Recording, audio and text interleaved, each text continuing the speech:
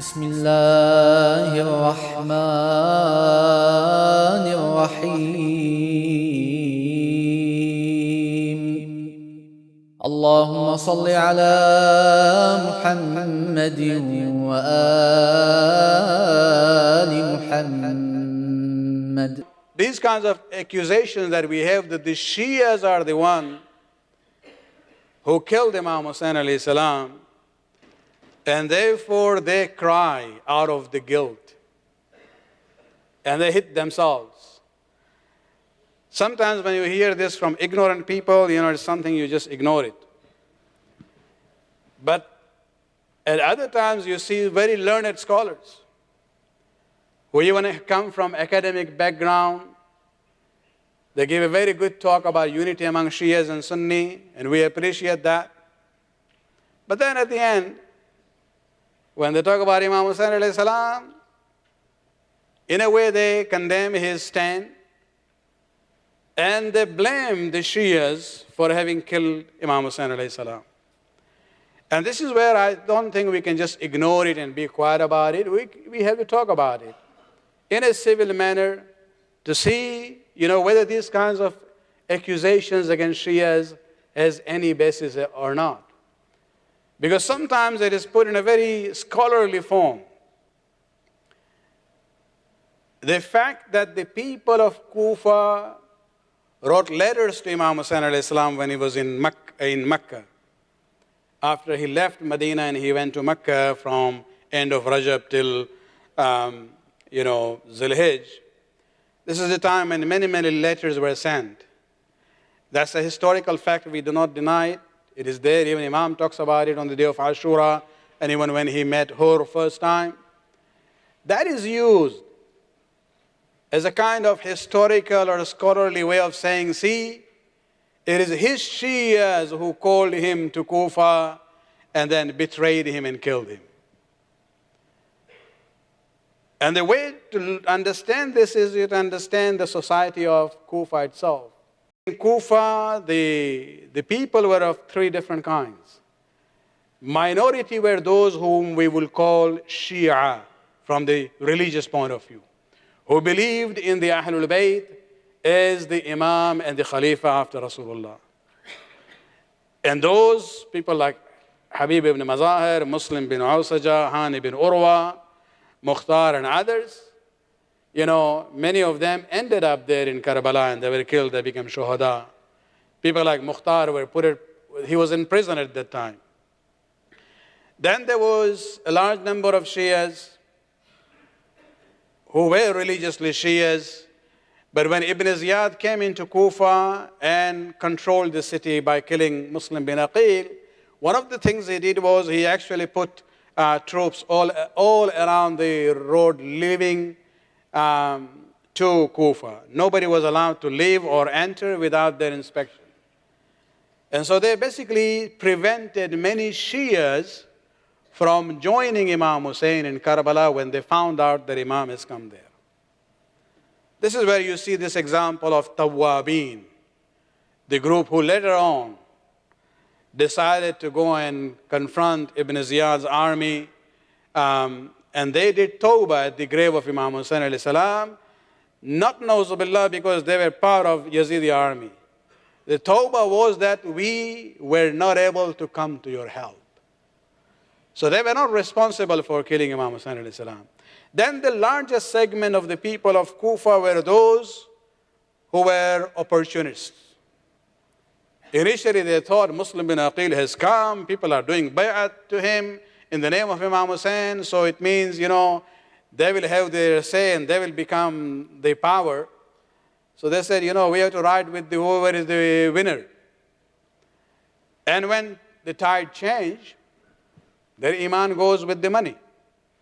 And so there is no way of saying that the Shias are responsible for killing Imam Hussain bin Ali in Karbala. Now this accusation, as I said, is not a new one. Our ulama have written about it in many different ways, historical writings, theological perspective. And there was also something else I had shared with you previously. that even if you look at the poetry and the words of both sides on the day of Ashura, you will be able to see the affiliation of the murderers on one side and the Ansar of Imam Hussain on the other side. Where the people from Imam Hussain would relate themselves to Hussain and Ali, Shi'atul Rahman, Shi'atu Ali, Dini ala Dini Ali. Whereas people on the other side would affiliate themselves to either Ali Abu Sufyan or to Usman. Among the responses given, one of the best responses, and I might be biased here, was written by my late father. Basically, his article revolves around 3 points. And he says if you are able to deal with these 3 points, the issues would be very clear, crystal to you. There will be no doubt about this issue. The first question he asks, who agreed with Hussein's mission and who disagreed with it? Ask this question. And you look at reality, history, books, and the action of the people in the past and the present of the Muslim world. As far as the Shias are concerned, they believe in Imam Hussain to be a divinely appointed Imam and Khalifa, Ma'soom. You know, when we look at that perspective, somebody whose love is wajib on us and obedience to him is also wajib on us in an absolute sense. That is the Shia perspective about Imam Hussain alayhi salam. So whatever he did in Karbala, we agree with that. Then you look at the second group. And these are the Sunni Muslims. The Hanafis, the Shafi'is, and most of the Hanbalis, including Imam Ahmad bin Hanbal. You will see that when it comes to the mission of Imam Hussain alayhi salam, they also agree with Imam Hussain alayhi salam. And they consider the decision of Yazid to be wrong. And there's a long list of references that my late father has given, more than 15, and he says this is just a very small selection of the Sunni ulama from the Arab world as well as from the Indian subcontinent, where many of these Hanafi, Shafi'is, and Hanbalis actually believe that Hussain was on right and Yazid was wrong in what he did in Karbala. Then you have the third group, whom we would not really call Sunnis. They are the extremist Hanbalis, Wahhabis. And they are the ones who consider Yazid to be the legitimate Khalifa. And when they talk about Imam Hussain alayhi salam and what he did in Karbala, na'udzu billah, they use the word rebel. That this was a rebellion against a legitimate Khalifa of the time. And these ideas are coming from people like Ibn Taymiyyah, who lived in the 7th century, and he is the main source of the ideas of the Wahhabis. You will see even now the Wahhabis in Saudi Arabia, Wizaratul Ma'arif, this is their Ministry of Education. They are the one who publish textbooks for the schools in Saudi Arabia. One of the textbooks published by Wizaratul Ma'arif in Saudi Arabia is a whole book, where the title is Haqa'iq an Amir al-Mu'mineen Yazid bin Muawiyah. Means the truth about Amir al-Mu'mineen Yazid bin Muawiyah. And this is where, when we ask this question, who agrees with Hussain and who doesn't agree with him, we see the Shias and the Sunnis are on one side and the Wahhabis are on the side of Yazid. So this is one question, and the issues are clear. Don't say that the Shias killed Hussain. If you really want the label, look at these books. The second point, which my late father raised, was the opposite of that. Who agrees with Yazid and who disagrees with Yazid? As far as Shias are concerned, we do not even consider him to be a Muslim. We consider him to be worthy of la'nat.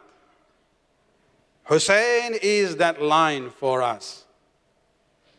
Yes, we can have civil discourse when we talk about others. When it comes to Imam Hussain alayhi salam, we want the Sunnis to be on the side of Hussain bin Ali, who is part of Rasulullah and who is Sayyid Shabab Ahl al-Jannah. We consider Yazid and his family, according to the ayat of Quran, to be part of what is known as the Shajara Khabisa in Quran. This is the term. And the Sunnis, Hanafi, Shafis, and most of the Hanbalis, including Imam Ahmad bin Hanbal, they also dislike Yazid. But again, then we have these Wahhabis, Ibn Taymiyyah and his company, who consider Yazid to be his, a legitimate Khalifa, and they go out of their way to deflect any responsibility of what happened in Karbala to Yazid. Even contemporary historians, if you see, people like Dr. Taha Hussain and many others, actually they say it is not possible to separate Yazid from what happened. Because according to Taha Hussain and others, Egyptian scholars, they say, Yazid did not even demote Ibn Ziyad if he was angry with this decision, did not rebuke him, did not say anything. There was nothing. Rather, he praised him. And he actually maintained his position as the governor of Iraq. Then we come to the third situation. What about those who were involved in killing Imam Hussain alayhi salam in Karbala? What is their perspective about them? Do we approve of them or do we disapprove of them? And this is where my father has really done some good work on this issue, where he has looked at ilm al-hadith, the whole issue of narrators of hadith. What kind of narrators are acceptable and what kind of narrators are not acceptable. And he has used that as a criteria to see these individuals, men officers of Yazidi army in Karbala, how they are evaluated by the Shias and the others. If you look at the Shias, we do not consider them to be even Muslim. People like Ibn Ziyad or Umar ibn Sa'd or Shamir or Hasan bin Namir and others, let alone even discuss whether their narration of hadith of Rasulullah is acceptable to us. And when it comes to the Sunni, when we talk about the Hanafi, Shafi'i, and most of the Hanbali, they also don't like them. But again, you will see, of course, some of these ulama played double game on this issue. But the Wahhabis, they consider all these murderers of Imam Hussain alayhi salam and his family and companions to be worthy of taking their hadith. So this is where we see that when it comes to the issue of Imam Hussain alayhi salam, the Shias are very clear about it. We absolutely have no sympathy for those who were responsible for the massacre of Hussain and his family and his companions in Karbala. Salawat.